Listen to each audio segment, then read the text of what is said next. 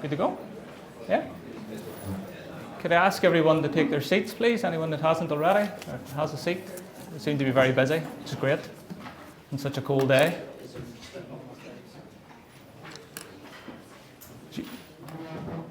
These are all very welcome to the Human Rights Commission's annual statement for 2022. Thanks for taking time to come out from the cold today to join us. Just before we get started, a few very quick housekeeping points.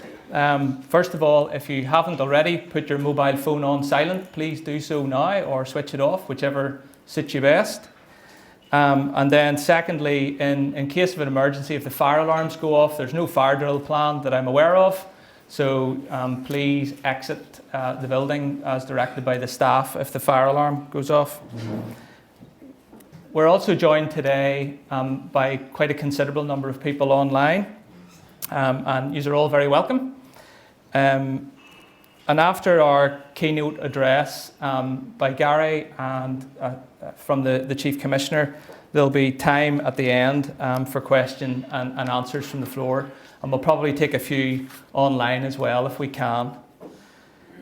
Finally, for those that are familiar with social media and following us, please use the hashtag AS2022. And the Twitter handle for the Commission is at NIHRC. So feel free to tweet. Don't want to take any more time up. So without further ado, first of all, I'd like to welcome Alex Maskey to give an opening address and welcome. We're very grateful for Alex and the Speaker's Office that hosts the Commission each year for the annual statement and is doing so again this year. Over to you, Alex. Okay, yes, thank you.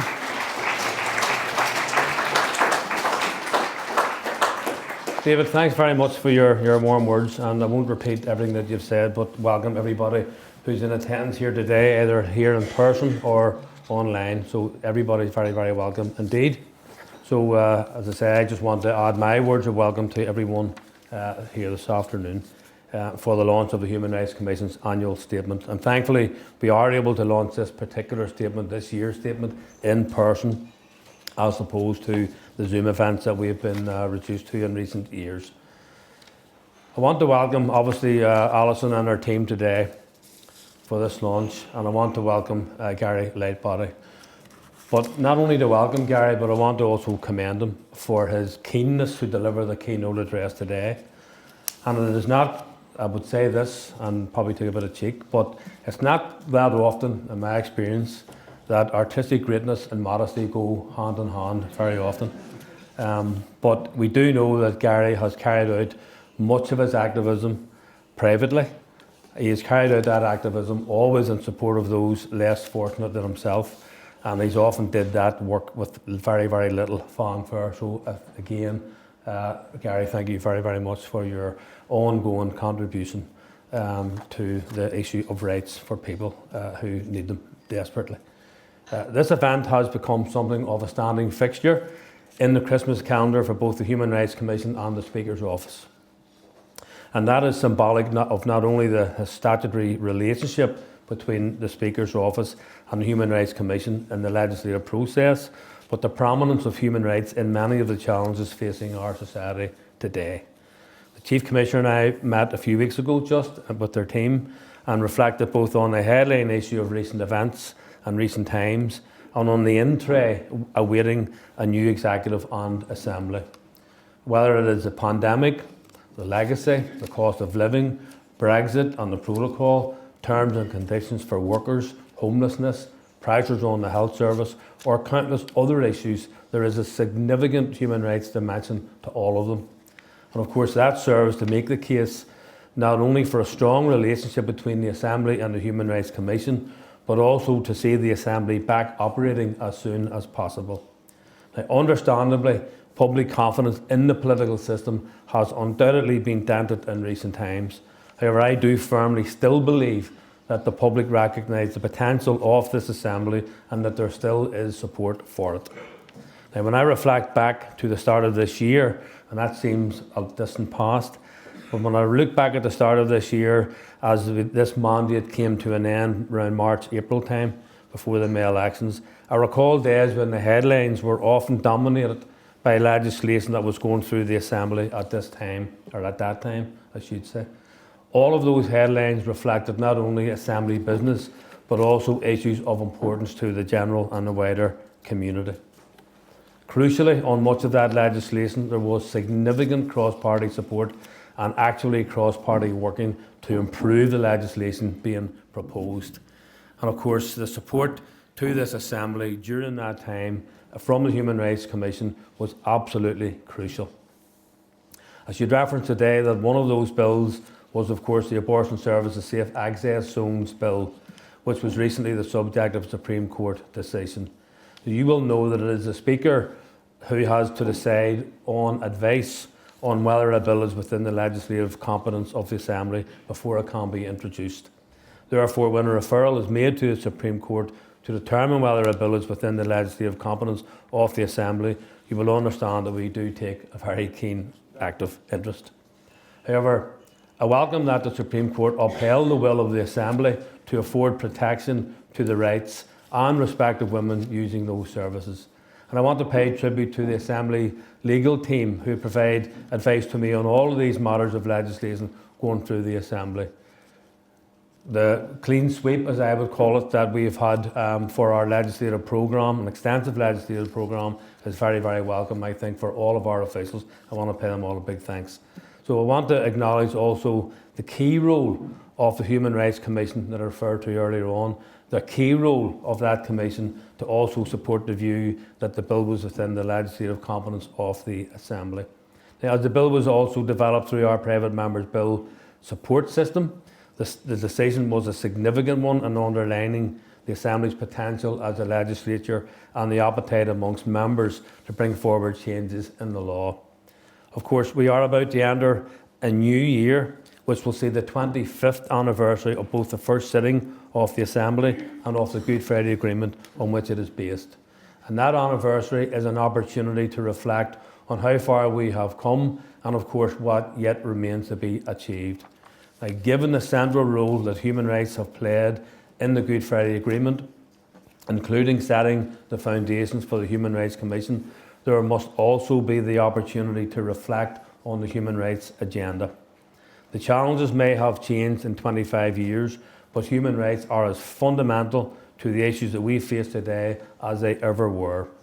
I would also make the point that that means, by necessity, a strong Human Rights Commission is still very much required to advise, to champion, and at times be a critical friend to this Assembly and the Executive. So today, folks, I want to say that I want all of you to enjoy today's event, and I look forward to hearing Alyson and Gary's contributions this morning. For Amelia Maya, well, thank you all very, very much.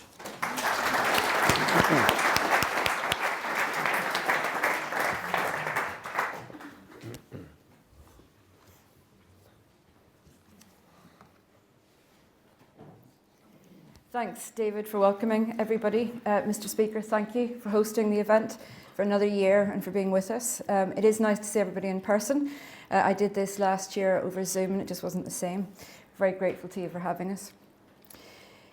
Good afternoon, everyone, for joining us on this freezing day and joining us online.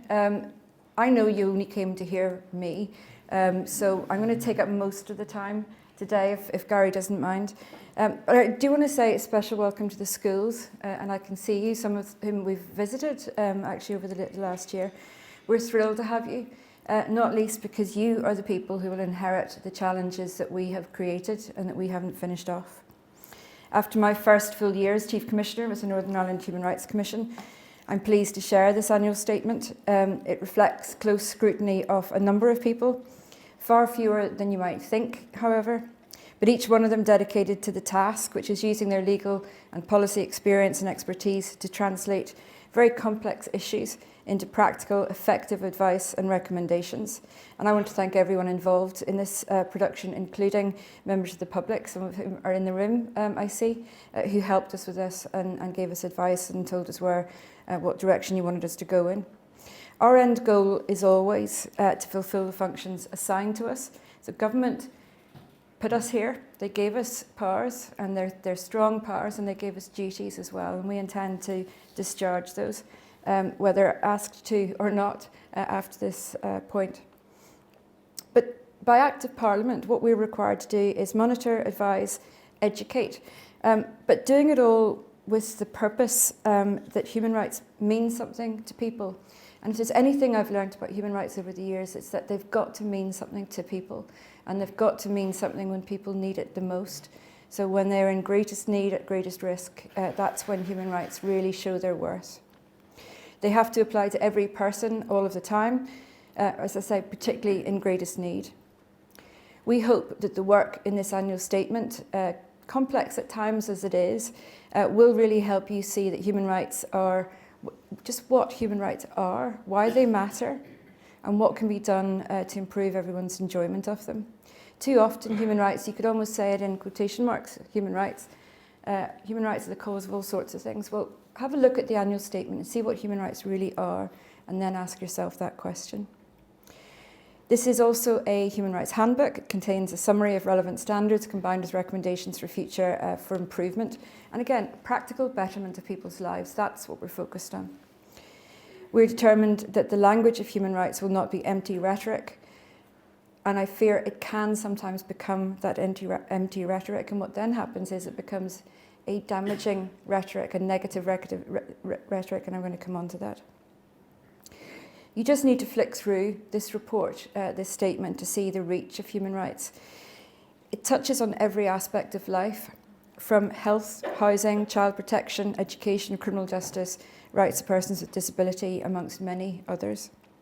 And with the United Nations Universal Declaration of Human Rights as far back as 1948, and the signing of the European Convention on Human Rights in 1950, it was expected that nations would realise not just what atrocities had happened, and we hear regularly what provoked the Universal Declaration. It was the atrocities uncovered in Germany. But that wasn't enough in and of itself. What atrocities had happened, but how they'd happened and why they'd happened, and what was needed to make sure they would never, ever happen again. And that was, when I was a young person, that's the message I got from the Human Rights Convention. This is to stop it ever happening again. The intention of those who did the drafting then was to have a framework of principles following from a simple understanding of what it is to be human. And they recognised that society as a whole is demeaned by the denigration of the human rights of anyone, that everyone benefits from their protection, whether they realise it or not, and that no one is disadvantaged by a universal application of rights. So one does not take away from the other. The rights themselves are actually very basic. Any civilised society, it was believed at the time, would take them for granted. And there's a former Supreme Court Judge, Lord Bingham, who's a bit of a judicial crush of mine, passed away, unfortunately, but maybe lucky for him. But when referring to the rights protected by the Human Rights Act, he called them truly fundamental. And what he said was, they are guarantees which no one living in a free democratic society such as the UK or Ireland should be required to forgo. And we echo that at the Commission, and that's what we keep returning to. The people who dedicated their lives to building those principles and working them into law and policy across the world understood the best way to prevent conflict was to adhere to one overarching guiding principle, that all human beings are equal. That means that each life is dignified, whatever its challenges, and each life must be respected. But to show due respect to each life, some people need some extra help. That is equality. Equality is not treating people exactly the same. Equality is enabling everyone to reach their full potential equally. So it's a positive thing for everyone, if everyone is for each of us, if everyone is protected equally. And we learnt that, I think, in this place in Northern Ireland, that if anyone is left behind or anyone is marginalised or disadvantaged, then we all suffer as a result of it. And that when everyone is brought together and everyone enjoys the same rights as everyone else, then Northern Ireland can also prosper. And I think we're in danger sometimes of forgetting just how significant that was. And that was during the peace negotiations that went to the heart of what Northern Ireland is trying to be. Belfast Good Friday Agreement put them right at the centre. And that's, in our view, as the Commission, what state and state bodies are for. Their core function is to protect human rights, to protect your human rights. If they don't do that, then they're not doing very much. But particularly for those who struggle to enjoy their rights. And I said, this is where some people need a little extra help. And I just in case you think I'm just about to finish, I'm not. But I just want to say that it's one of the reasons why I'm so pleased that Gary is here to give the keynote address. Because that is essentially what he's been doing with his foundation, is looking out for those people who need a little bit more help and giving it in a way that actually makes a difference. So the government often says to us that their first job, primary role, is to defend the state. And of course it's important to defend the state and the country, but the state is the people, surely, not buildings and machinery. It's made up of its people, and it's worth absolutely nothing without it. So without you in this room, the state is not worth a thing. Nothing will be achieved. Those who drafted the European Convention understood that the best. In fact, the only way to do that, they said, was by governments adopting a human rights-based approach to everything they did. And what that means is thinking of the human being first. That's the first consideration. We're facing renewed pressure, cost of living crisis, Russian aggression in Ukraine, ongoing effects of COVID. We now have this fear of strep A, which is surfacing all amidst a health service which, I think to put it politely, feels like it's buckling at the knees. And we have the impacts of climate change, to mention but a few. And what usually happens at times, and I'm old enough now to have seen, not as bad as this maybe, but I've seen something along these lines before. What happens is human rights, particularly universal human rights, are put into a box. It's just a bit too expensive. But at the Commission, we're here to say the minute you go down that road, the minute you think that human rights are too expensive or can get in the way of democratic expression, then you lose, and we all lose. The debate about human rights, and this is my central message, is that the debate about human rights has become negative, exploitative of division, and reckless to rising tensions. For example, the recent promise to repeal and replace the Human Rights Act is troubling, to say the least, and that debate infects everything else we do. So I could be talking to you about the detail in the statement. I would ask you to read it. It's long, but I think it's worth a read, maybe in a couple of goes. But what I'm saying to you today is that it doesn't really matter. The detail of what we say in that statement does not matter if you don't value human rights and understand what they are for. We have constant pejorative accusations of wokeness when people sometimes are simply being kind. That's not only unhelpful, it's misguided and it's positively dangerous. So when you're told that human rights are expensive, as they put collective safety at risk, just have a think about that. What puts collective safety at risk is accusations, misguided accusations, that human rights are unhelpful or that somebody is woke for being kind. Now we do consider, and we see that this pull away from what we would say is a human rights-based approach with the Bill of Rights bill and the Legacy Bill, which is specific to Northern Ireland. And what it seems to be doing is saying that by design, by direction, we are going to separate rights holders and rights. Some are going to matter more than others. And that, as I said, if you take anything away from today, please take away the fact that that is the antithesis of human rights. If everyone is not equal, then they're not worth a damn. So to give a few examples of people who may need a bit of extra help to fulfill their potential, what we've been considering this year is victims of domestic and sexual violence and abuse, hugely elevated risk, particularly if support services are reduced or withdrawn. We've seen that. The evidence could not be clearer. People living with disabilities face greater isolation, have been subject to more crime and hate incidents, children with special educational needs, left without access to appropriate education.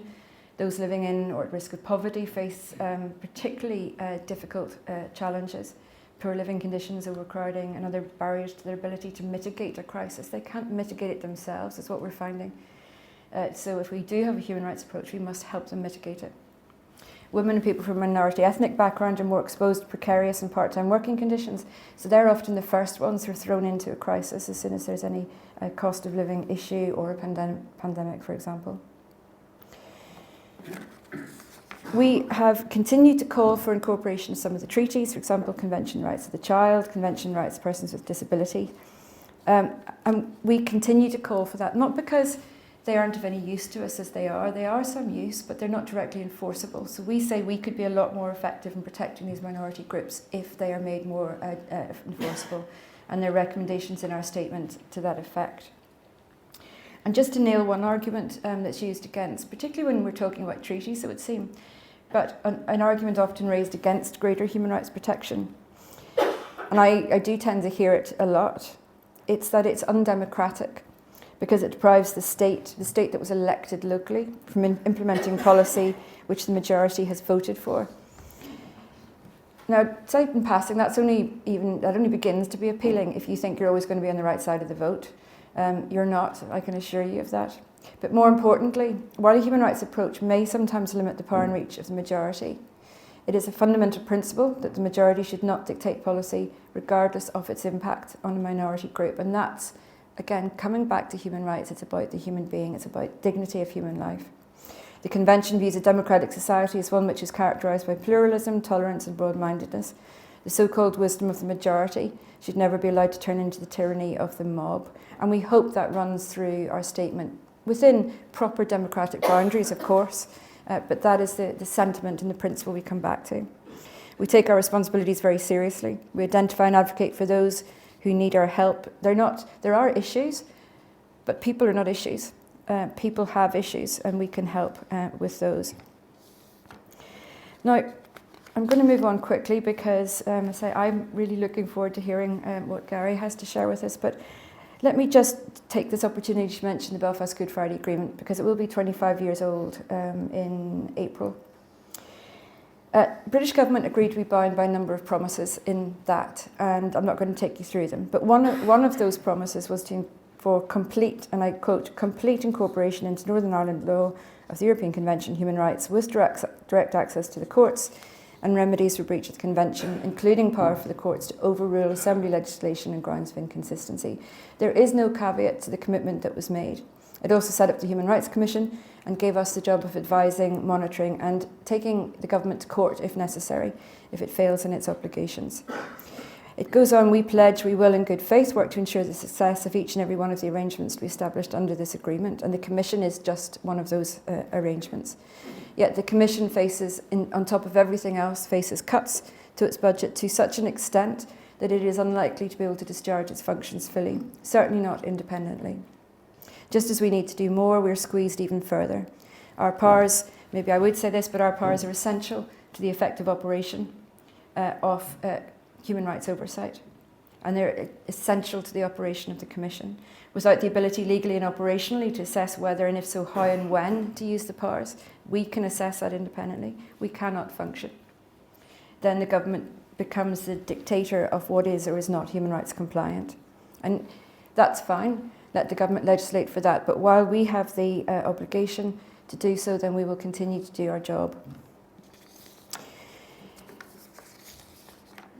Let me just address lastly, I think, why this change is happening at the minute, or why it's able to happen at the minute.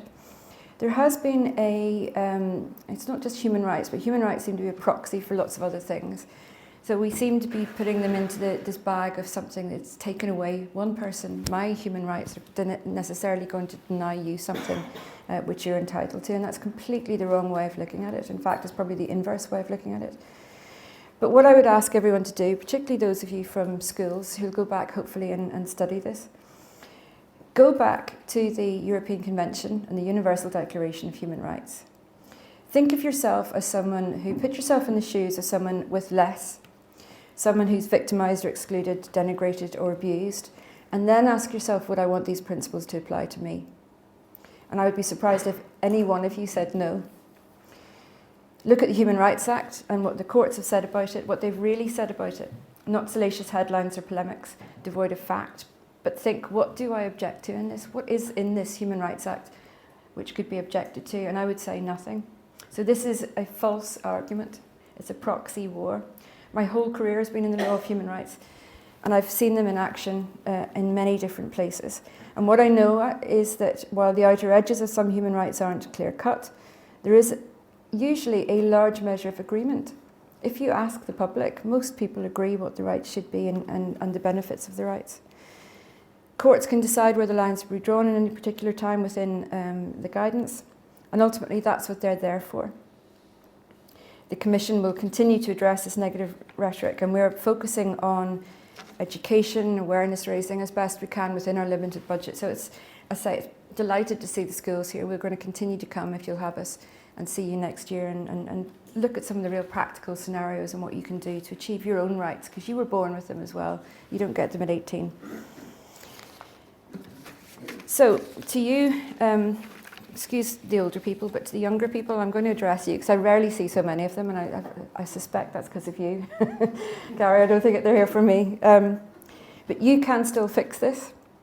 So there is a negative rhetoric going on. It can be very damaging. It could be dangerous even, but you can fix it. There is an awful lot to be gained. Eleanor Roosevelt said this about human rights. She asked the question, where, after all, do universal human rights begin? In small places close to home, so small and so close that they cannot be seen on any maps of the world. Such are the places where every man, woman and child seeks equal justice, equal opportunity, equal dignity without discrimination. Unless these rights have meaning there, they have little meaning anywhere.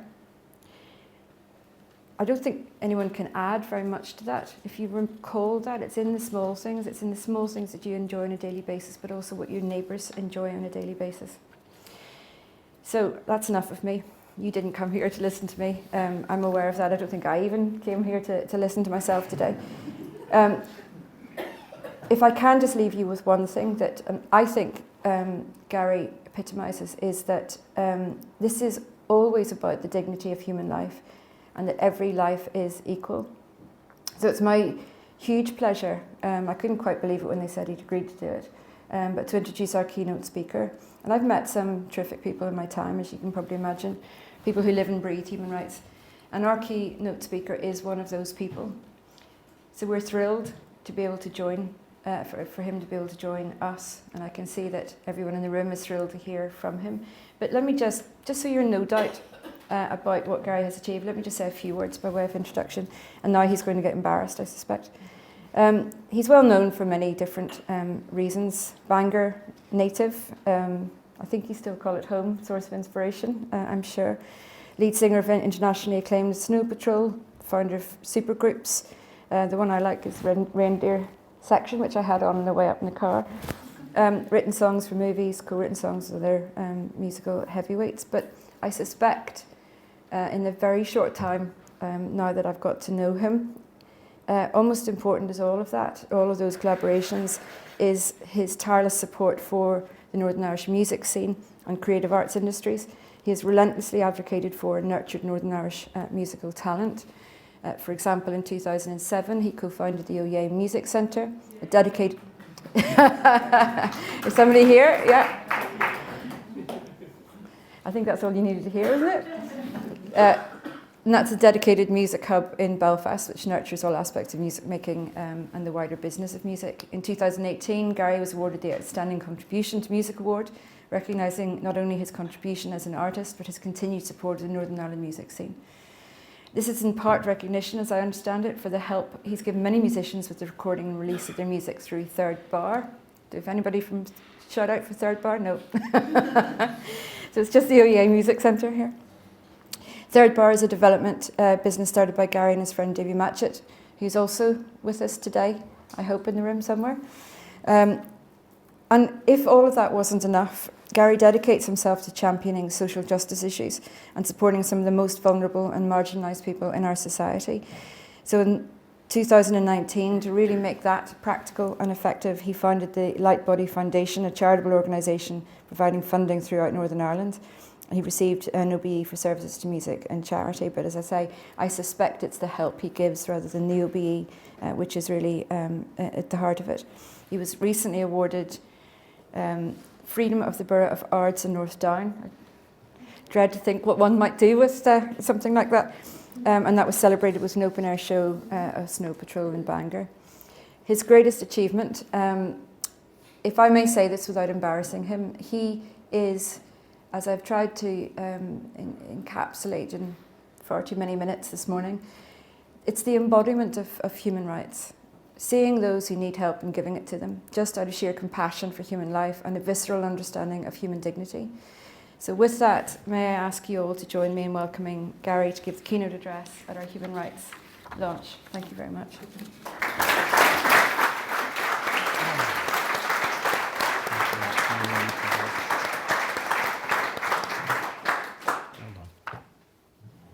First of all, can everybody hear me? I'm just by physiology alone, I'm quite far away from the microphone.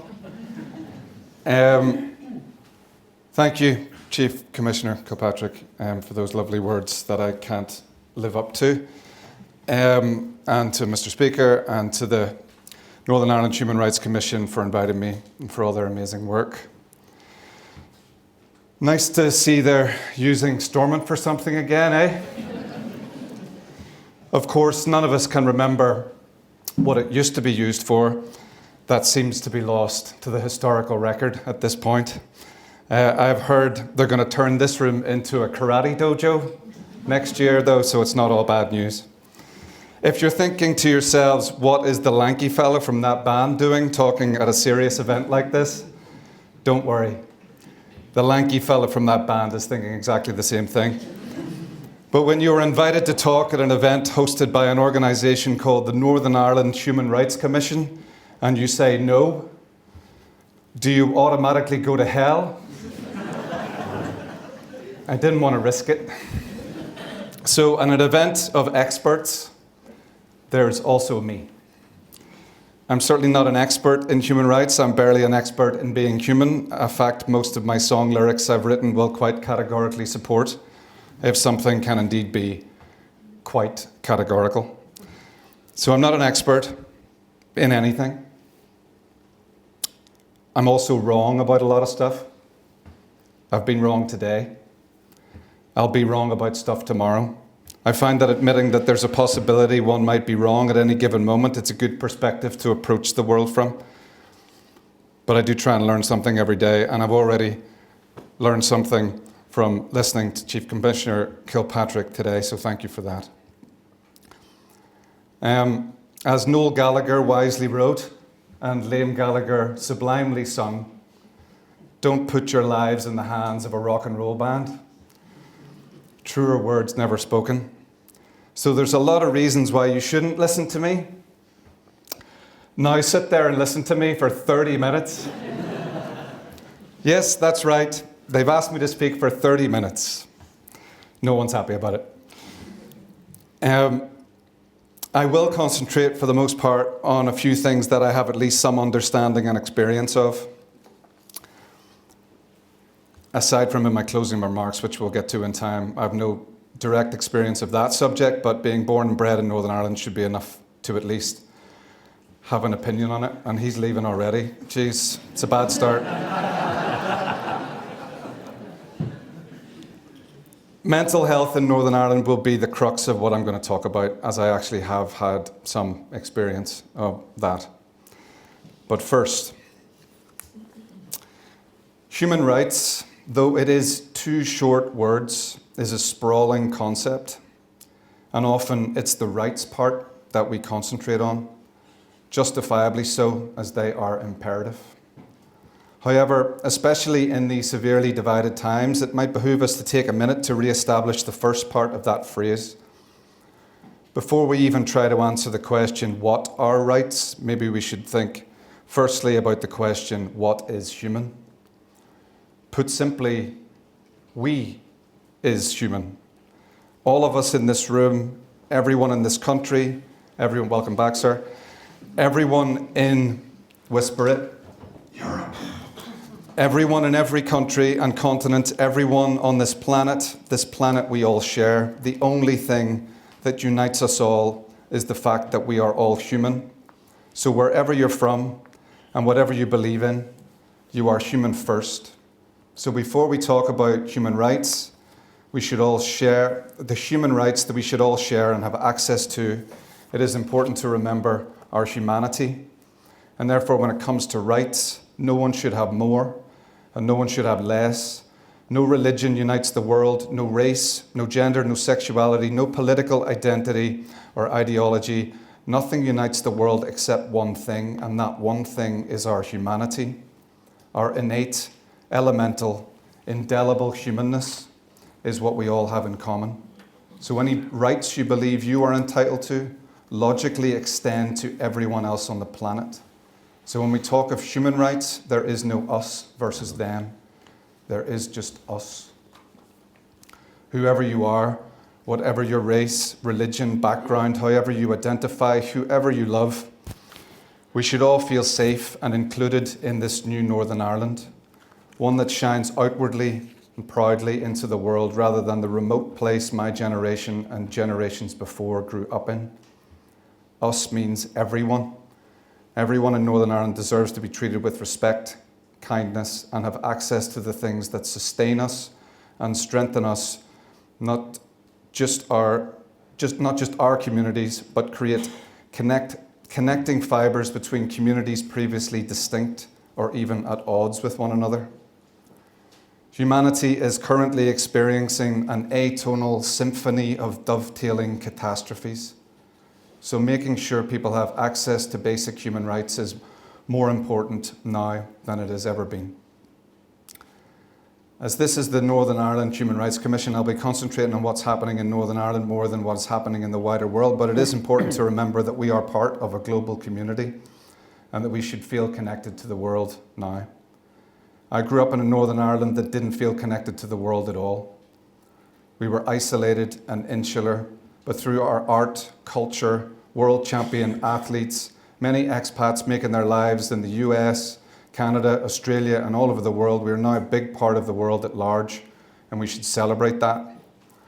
And it should also make us cognizant of the fact that the citizens of the world we interact with, though they may be from different cultures and religions and backgrounds, are our brothers and sisters and kin and fellow travellers on this timeline.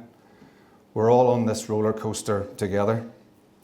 And while the deepest part of my soul goes to what is happening to the people of Ukraine, the Democratic Republic of Congo, Ethiopia and Eritrea, Myanmar, Israel and Palestine, Kashmir, many, many other places in the world, and of course the biggest and least discussed humanitarian crisis on the planet right now in Yemen, where 75% of the people of Yemen are reliant on humanitarian aid.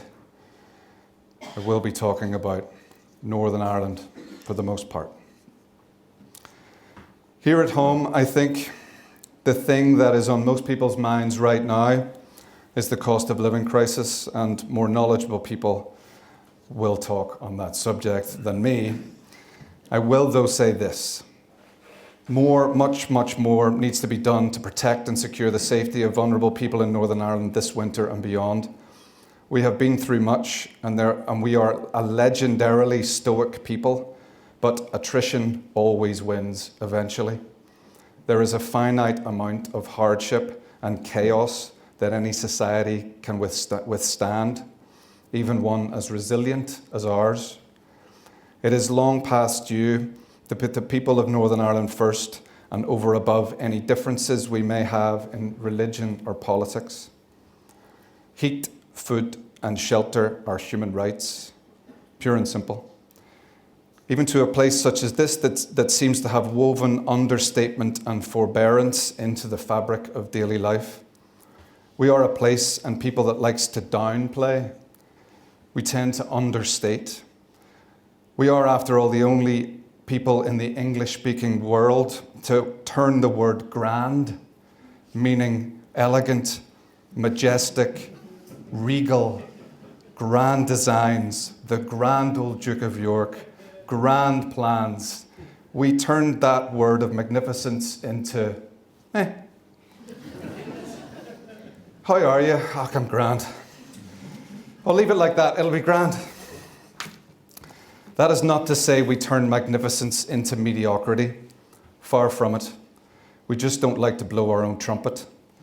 But, paraphrasing the words of Edmund Blackadder, it's also good to know that we have a trumpet. Northern Ireland punches above its weight on the world stage in sport, art, literature, music, and so much more.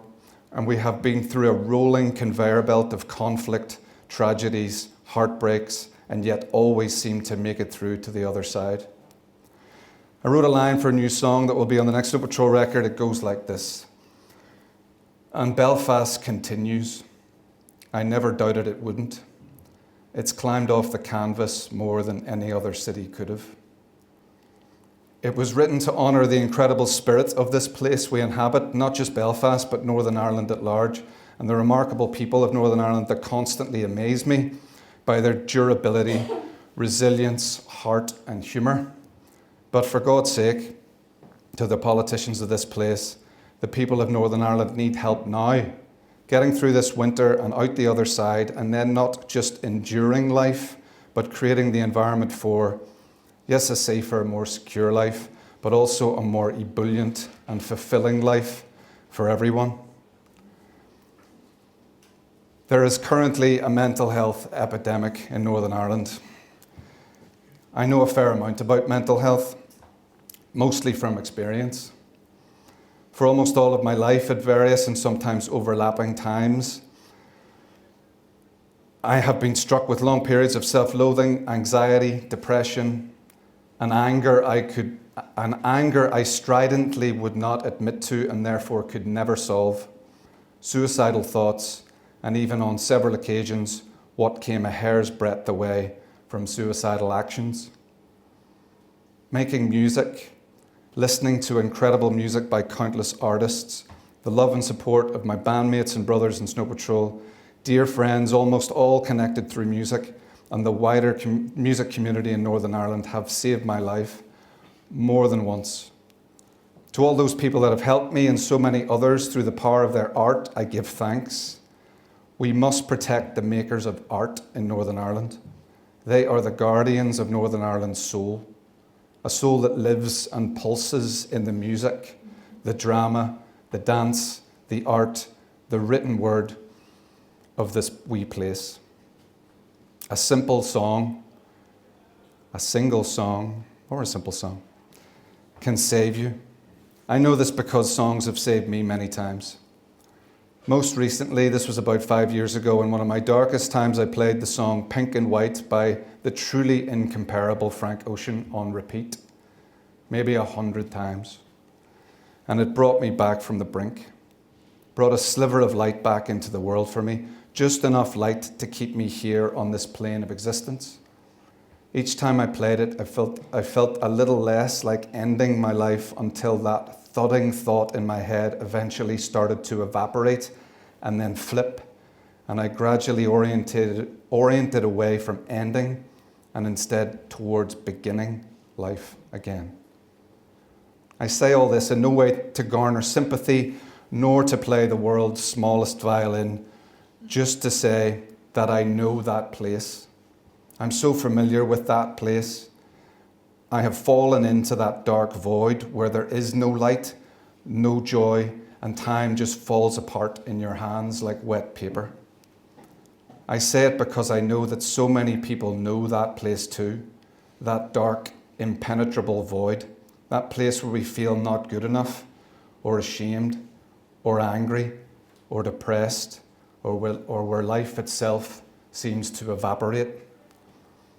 But even though I know that place, I can't know what anyone else is going through. Not entirely. Just like you can't know what I'm going through. Other than right now, I can't seem to shut up about it. As I've already said, we are all human, but the great paradox of the human experience is that, yes, we share our humanity, but we are all entirely separated from one another by our perception.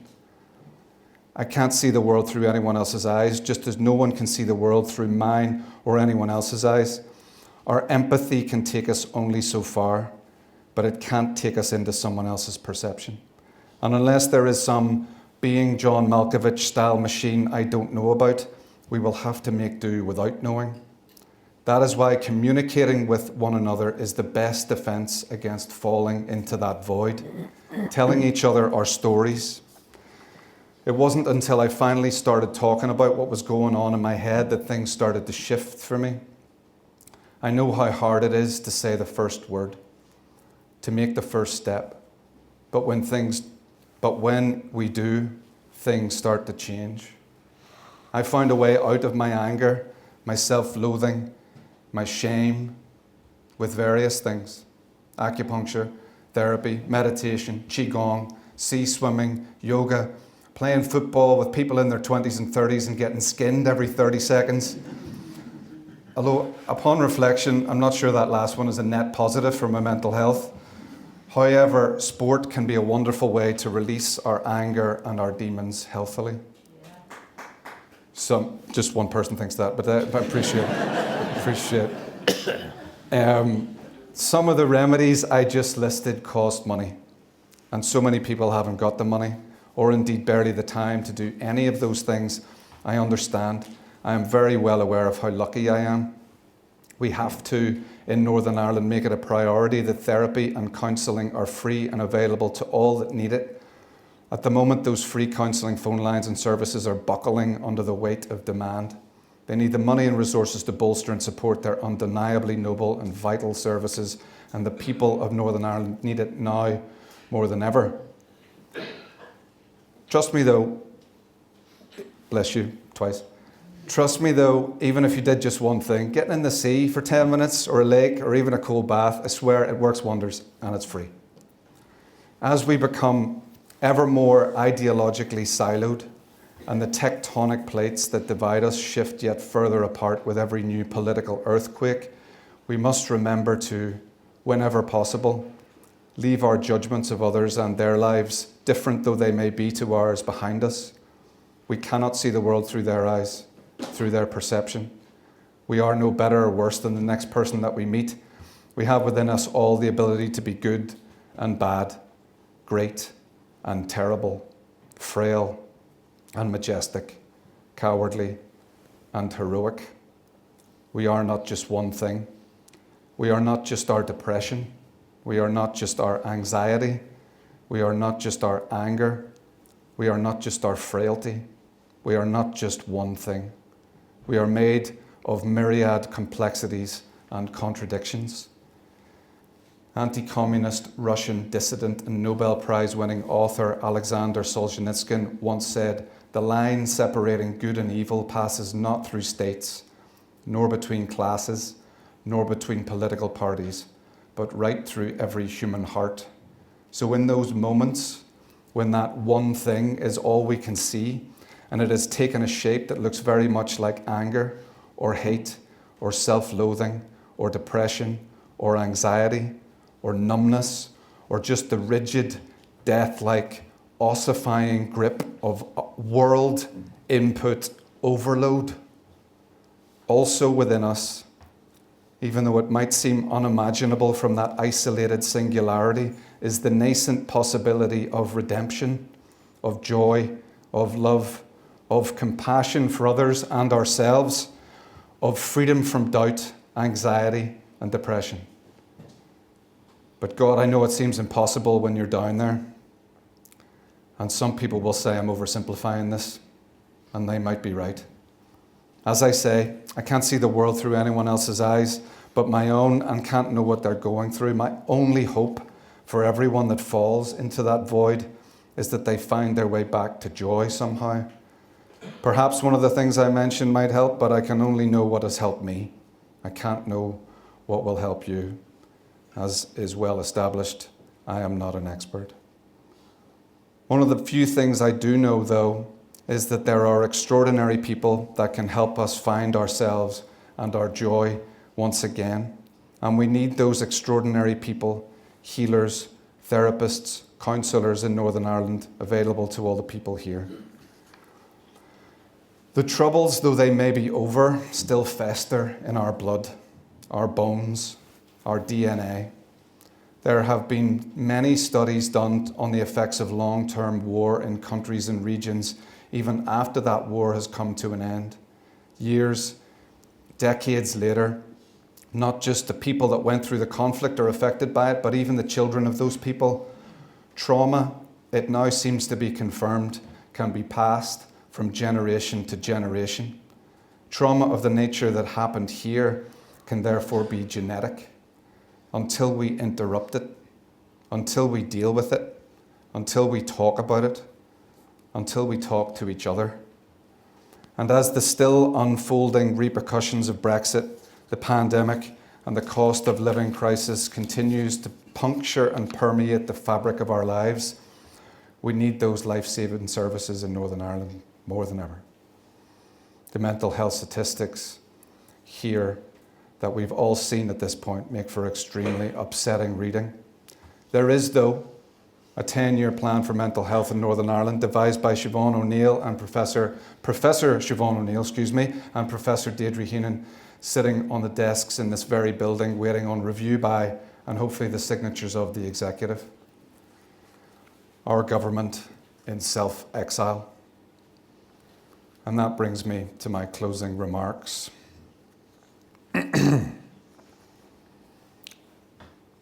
I know there are some politicians in the room today and some politicians that aren't. I'm not picking on those in the room, nor am I letting the ones that aren't here off the hook. I'm not picking on any political parties or individuals. I am addressing all of the elected politicians of Northern Ireland, regardless of party or allegiance. I suppose that's to give you some kind of warning about what's about to happen. American author Don DeLillo said, "People in power make their arrangements in secret." And that has always been the case. And the people of any country in the world have had to endure that since the ancient Greeks invented politics and democracy in the first place. But I think that people of Northern Ireland have it twice as hard, because there is nothing more secretive than a government that doesn't meet at all. I realise when we talk about the government shutdown, people will say, but their side did this and their side did that. And those old arguments that still rage on, and there are those old arguments that still rage on seemingly eternally. And there are also those that now and have always been ready to come back into this building and get to work. But I'm not going to single anyone out, because that singling out has been what's happening in Northern Irish politics for decades, and it's just untenable. Any politician in this room or not in this room might be thinking, yes, but, as in, yes, but their side did this, yes, but their side did that. Surely at this point, anybody with any rationality must see that that attitude isn't getting us anywhere. And the people of Northern Ireland deserve better, much, much better. Either you care about democracy or you don't. Either you care about your constituents and their human rights or you don't. Either you care about making Northern Ireland a better, safer, more inclusive, more robust place, or you don't. The word politician comes from the Greek polis, unless you're Glaswegian, and then it means the police. But in the ancient Greek, it means city or state. So to be a politician means to be a custodian of that state and all the people in it, not just the ones that agree with you, or indeed just the ones that voted for you. A lot of politicians in this country seem to be making decisions with a view only, or at least mainly, to cause the most harm to the other side. But it hurts everyone, your side included. Whatever victory you think you're having is a Pyrrhic one in which everyone suffers, your side or their side. If everyone loses, it kind of makes the notion that there is such a thing as their side or your side a bit redundant. The fact is that everyone in Northern Ireland is suffering, whether it's because of this current government shutdown or the previous government shutdown, whether it's Brexit and its fallout, the pandemic, the mental health epidemic, the underfunded hospitals, nurses and doctors, the heating crisis, the food poverty crisis, or myriad other crises. During all that mayhem is not the time to shut down. Some people will be looking for clues and trying to, no doubt, to make out that I'm coming down harder on one side than the other. But I'm not. Anyone that knows me knows I have no affiliation to any Northern Ireland political party. And unless we realise that we are all to blame for this situation, then we'll never fix this. Everyone at some point in recent years has refused to work with the other side on something, so no one is blameless in this. I have an idea. It's bold, but hear me out. What if the leaders and senior members of all the parties sit down in a room together? I have a feeling there's an empty room around here somewhere. And in that room, what if you're not allowed to talk about politics for an hour? Instead, what if you talked about your families, your friends, books you like, movies you've seen, places you've gone or would like to go on your holidays, music you like to listen to? After today, I'm guessing not Snow Patrol. You'll realise that it's not the devil that sits across from you. you'll realize that you are all human, that Protestants and Catholics are in fact humans first. And then you can get to work trying to make life better for the people of Northern Ireland. I say these things not because I dislike any of yous, but only because I care about the people of Northern Ireland, and I know you do too. I think what gets lost sometimes is what should come first in our priorities. Political party or the people of Northern Ireland. Religion or the people of Northern Ireland. Nationality or the people of Northern Ireland. The answer to all those questions is the people of Northern Ireland. I'm not for a second saying you shouldn't feel proud of your religion or whether you feel British or Irish or Northern Irish like I do, or none of the above. If those things are a source of pride to you, then how the hell would I argue with that, and why would I want to? I am in fact delighted by anything anyone feels lifted or strengthened by. But don't let whatever lies at the core of your beliefs be the thing that arrests your empathy for someone else. If you are proud of being Irish and the person across from you is proud of being British, you actually share something, pride in your nationality. So that's something you have in common. People will accuse me of both sidesism, and some hate that more than they hate the other side. At least you know where you stand with the other side. I can't stand these fence sitters. You just can't trust them. The old joke goes, man meets other man in the street. First man says, are you a Protestant or Catholic? Second man says, I'm a Buddhist. First man looks the second man up and down suspiciously and says, aye, but are you a Protestant Buddhist or a Catholic Buddhist? We will drill down into you until we figure out if you're friend or foe. But why? We live in a modern Northern Ireland where the general public are doing their best to foster peace, understanding, togetherness, trying to find some modicum of joy where possible, and trying to live in the present day. I've been a member of the Northern Ireland music scene for nearly 30 years, and in that time I've never been asked where I'm from and what religion I am. The people making music in Northern Ireland today couldn't care less where you're from. They want to know what's in your heart and soul. The majority of people in Northern Ireland want above all else peace and safety for their families and want to share Northern Ireland with everyone from every walk of life. Why is it then so hard to get our politicians even to share this building?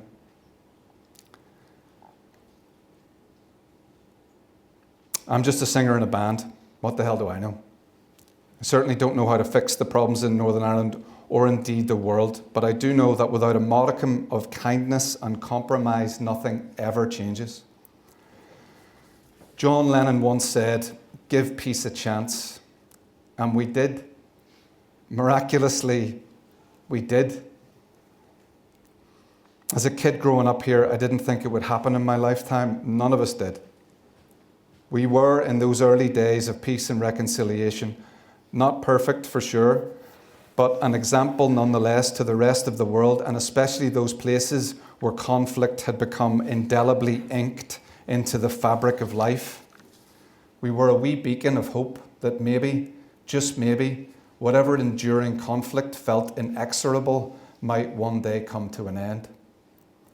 Janine Winterson, in her extraordinary novel Wait, said, the hells we invent are the hells we have known. And for 30 years or more, we invented hell every day. We knew that hell, and yet we invented it again every day. Until one day we didn't. Like some kind of magic trick I still don't fully comprehend, but I am so grateful for, and grateful too to all the men and women who figured out how not to invent hell. We didn't invent heaven, but we didn't invent hell. And we simply cannot afford to invent it again. As Japanese Nobel Prize-winning author Haruki Murakami said, there is no war that will end all wars, and there is nothing for us down that road.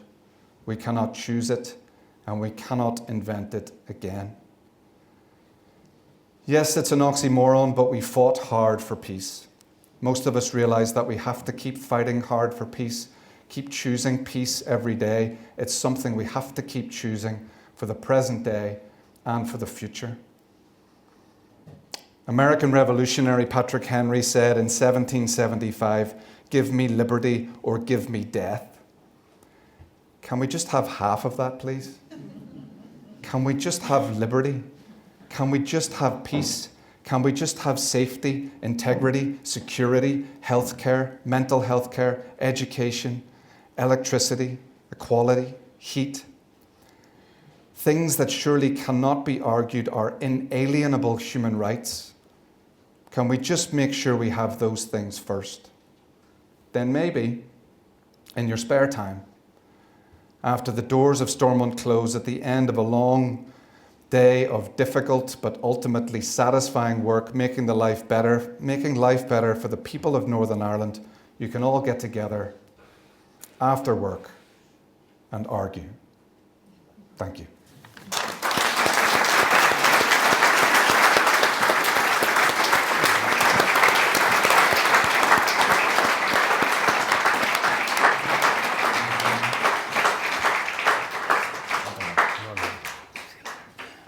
Thank you, Gary, for that great speech.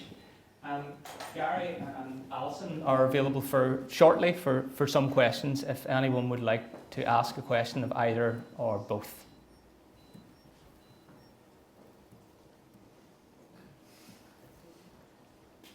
Any takers? Oh, one right at the back.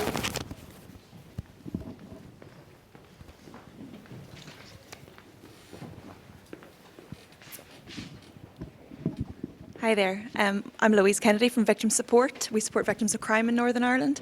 I was struck by what Gary said about the importance of the arts in that kind of healing and recognising your rights and in healing your mental health.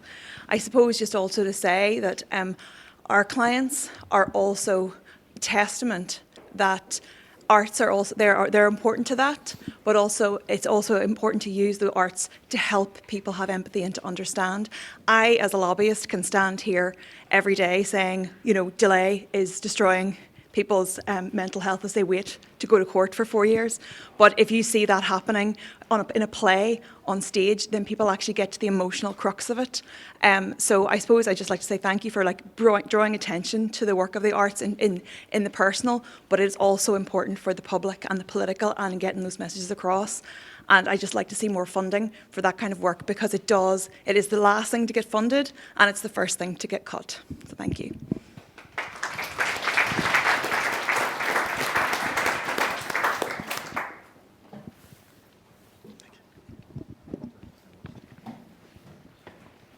Hi, David. Hi, David. I just wanted to ask if the Human Rights Commission is aware of the recently published Lucy Michael report on inequalities experienced by Black, Asian, minority, ethnic, and traveller people residing in Belfast. And if so, what are the Commission's reflections of that?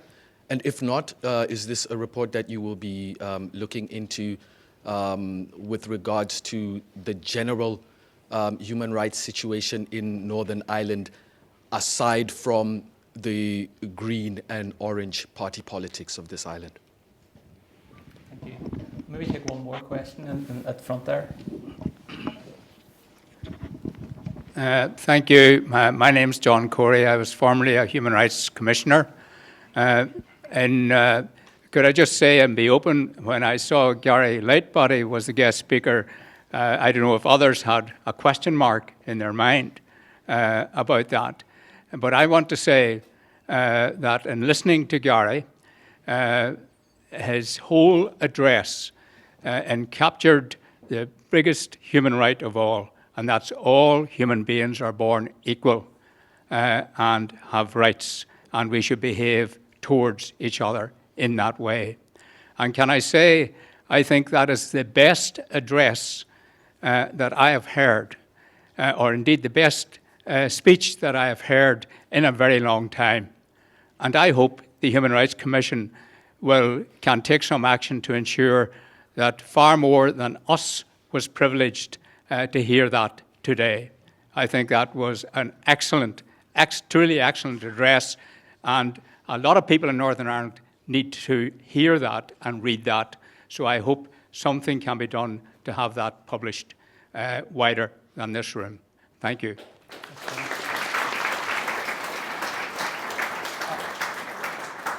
Gary, Ali, do you want to come back on some of those? Do you want me to- Maybe the victim support and race?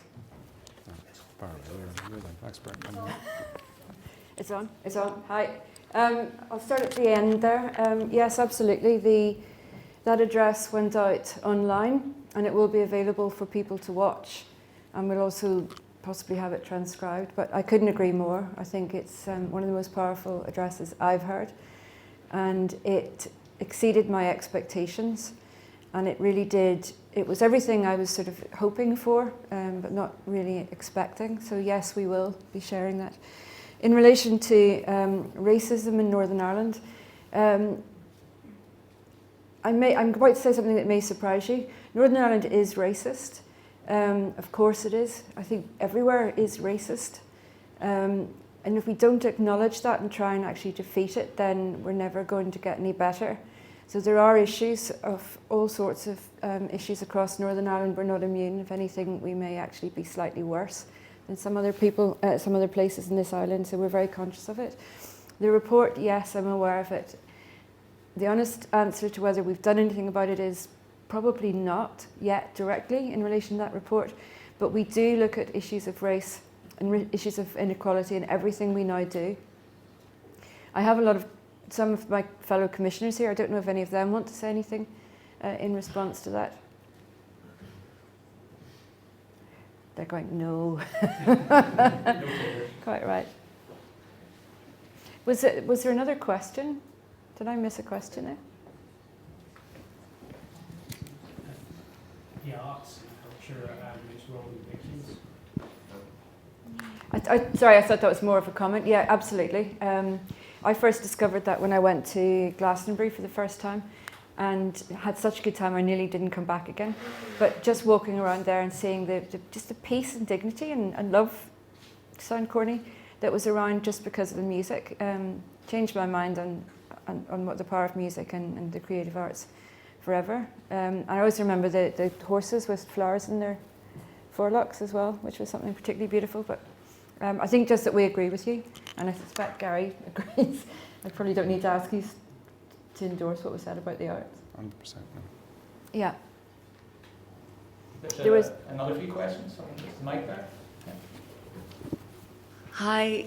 It isn't actually a question, although it may be to some of the official people here. It is to thank Gary, who I think greatly understates himself as an expert.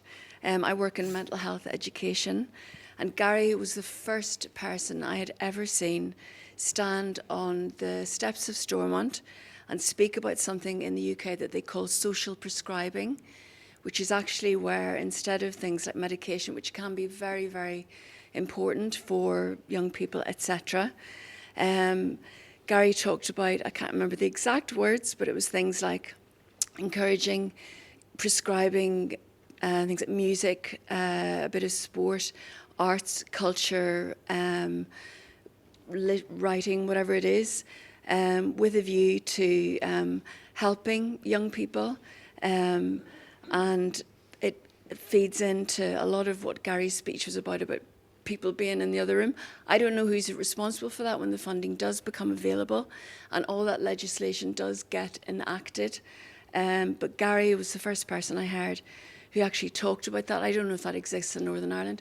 So I want to thank you and say you're definitely really understating your expertise, because that is so needed in Northern Ireland. Thank you.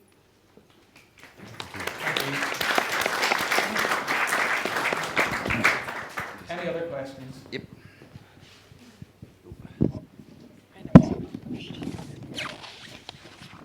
Hi, Gary, and welcomed Alyson.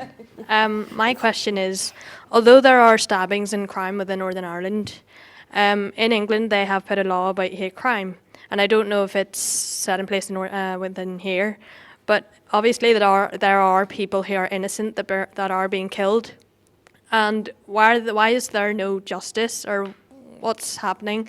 Because as we know, for example, as Noah Donovan died and there was no other further investigations of what was going on and there was no other causes or anything. So would that be put in place as like hate crime to like as a rule within Northern Ireland, or would it just, are you just gonna act up on it? That's my question. Do you want me to? Very good question. The law is slightly different here, and we have made recommendations from the Commission as to how it should improve. Also, in a former role, I gave advice to the policing board about hate crime and how it should be tackled. It's about 150 pages long, my report, but really, you could have a look, because I tackle that very issue in the report, and I looked very close at what the PS and I are doing here. But what your question reminds me of, what I skipped over in my part of the address, is that we talk about kindness and recognising each other as human beings and all of that, but the other really key bit about this, which Gary touched on while Alex was still here, which is that it's also, human rights are about the state protecting people. So human rights are claimed against the state, and we have to be really courageous about doing that and about standing up for other people, even if it may make us unpopular. So I think there's a lot of work to be done, and certainly it sounds like you might be a good person to start a campaign to change the law.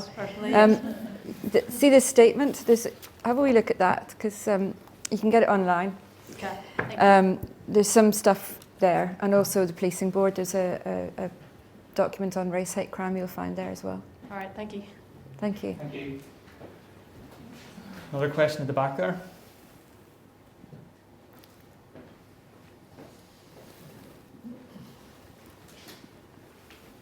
Thank you. Patrick Corrigan from Amnesty International. Thank you for today's event and for Gary for a very, very powerful presentation to us.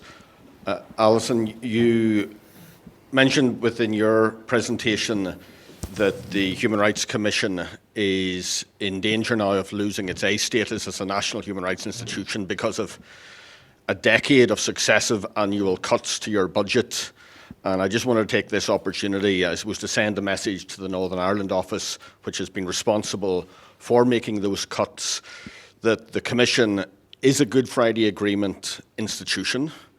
That we're looking at the prospect next year of marking 25 years of the agreement, and of the many good things. It hasn't always been easy, but the many good things that have flowed from it, and the Human Rights Commission has been one.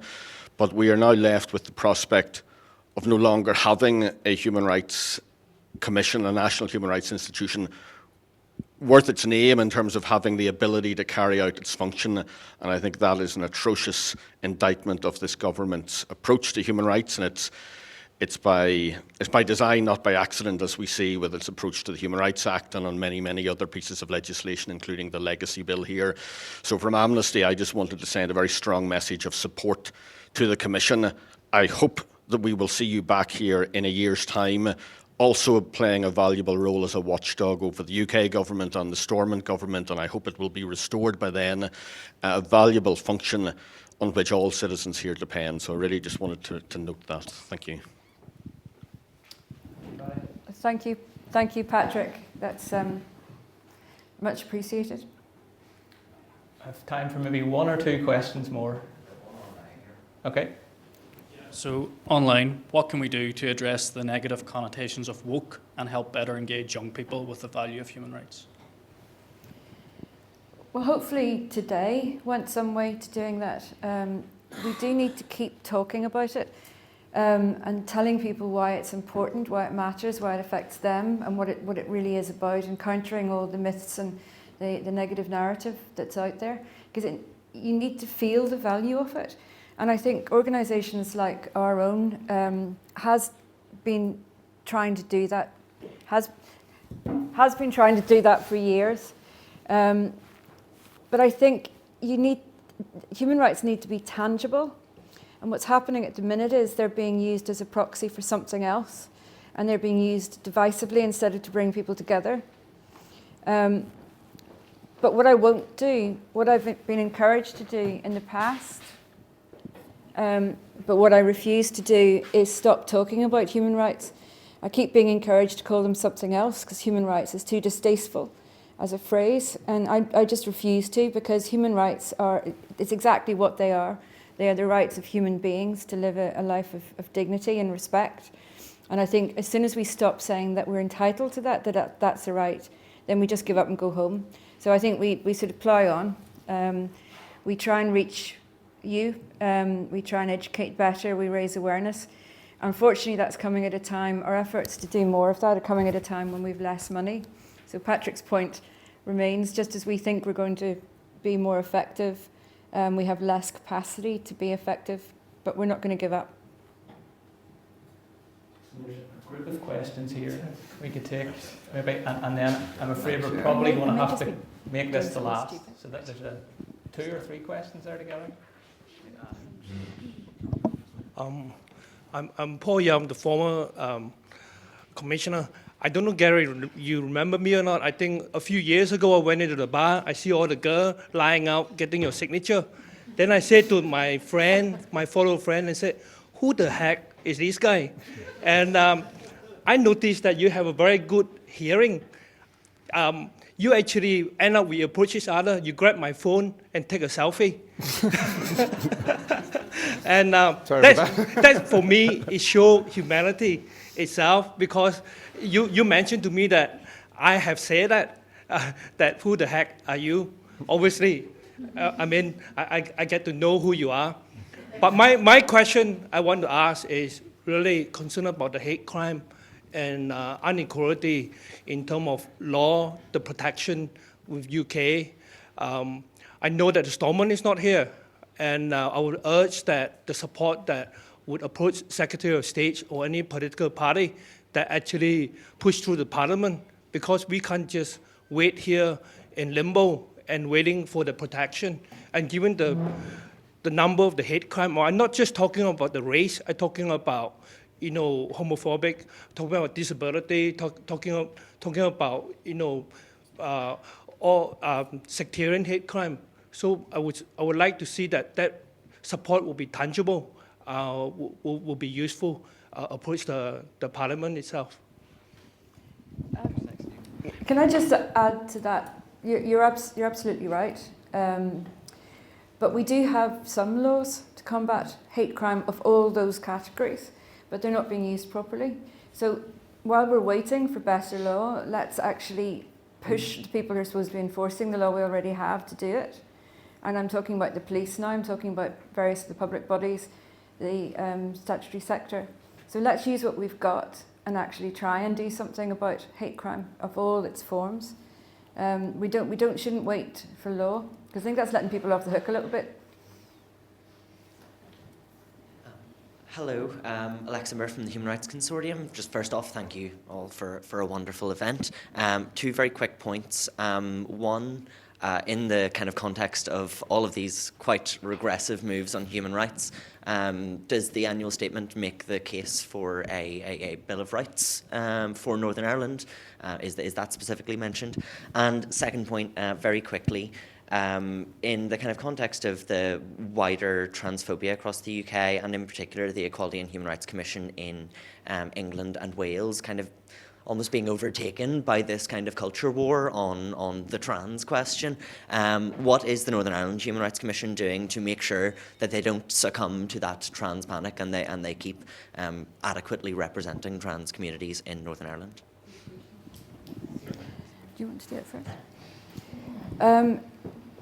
Well, again, unsurprisingly, I agree with you. The Bill of Rights for Northern Ireland was supposed to be additional to the European Convention on Human Rights. We still haven't had it. It is getting lost in this double speak about human rights and this sort of false narrative about human rights. In terms of the issue in relation to transphobia, that is something the Commission's been looking at for a long time now, and it's actually backed some legal cases in relation to discrimination, access to services. Much more needs to be done. We aren't in the same place as the other Commission. I maybe just leave it at that. We have the gendered intelligence. Have we got that? Yeah, I'm going to ask David, the Chief Executive, just tell you a little bit about gendered intelligence, the piece of work we did. And we've got a forum where we're going to be reaching out. But Lexa, definitely come and talk to us and help us do more. Yeah. I think Gary mentioned in his address about the power of sport. And the Commission is a very active sport and human rights forum with all the main governing bodies. So one of the issues that we're looking at, I have to say, it's been driven by the membership, is about transgender inclusion in sport. And we have contracted a piece of work on this, which will be publishing shortly with the support of forum members. And we're also in-house preparing our own legal analysis, but I think it's fair to say we're maybe in a different space from GB on this particular issue. I've time for maybe one last question, if anyone else has one.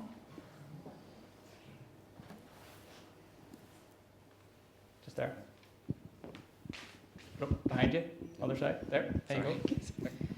Nuala Toman, Disability Action. I was really interested in the comments that were made around collective leadership and the need to resolve the current political crisis collectively, which is something that our organisation has been calling for over the last number of months. But I'd also like just to raise the issue of the need to protect an adequate standard of living locally.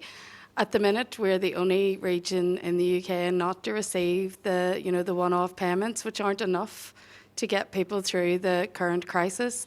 And I just wondered what actions the Commission are going to take to ensure that the right to an adequate standard of living is protected locally.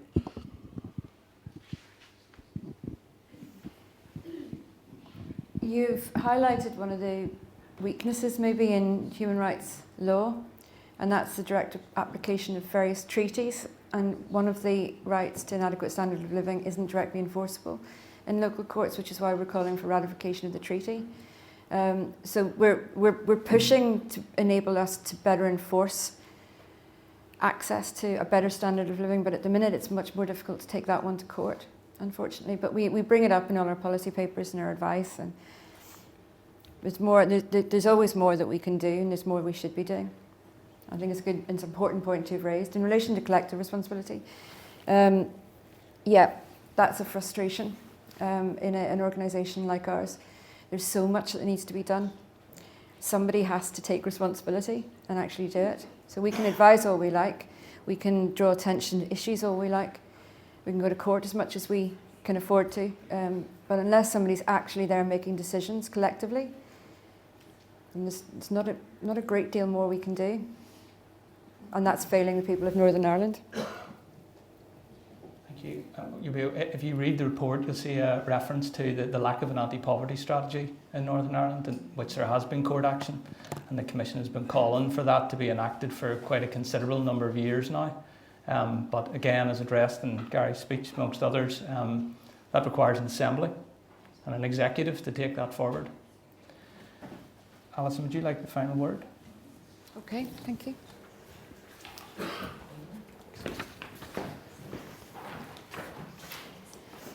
I always like the final word. First of all, that person down there, I want you to come to every event. Who was it? Kept giving us a shout out. You're on the invite list for the rest of our events.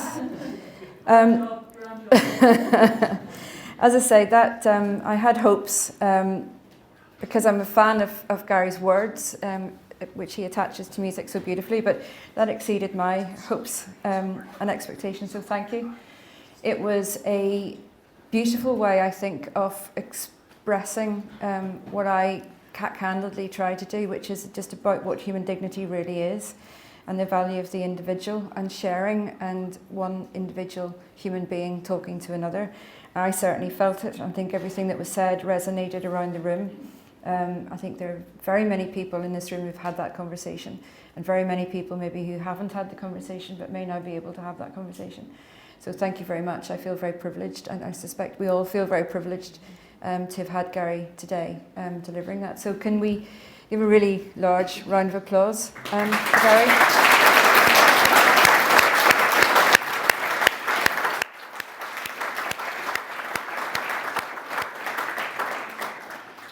think that's it.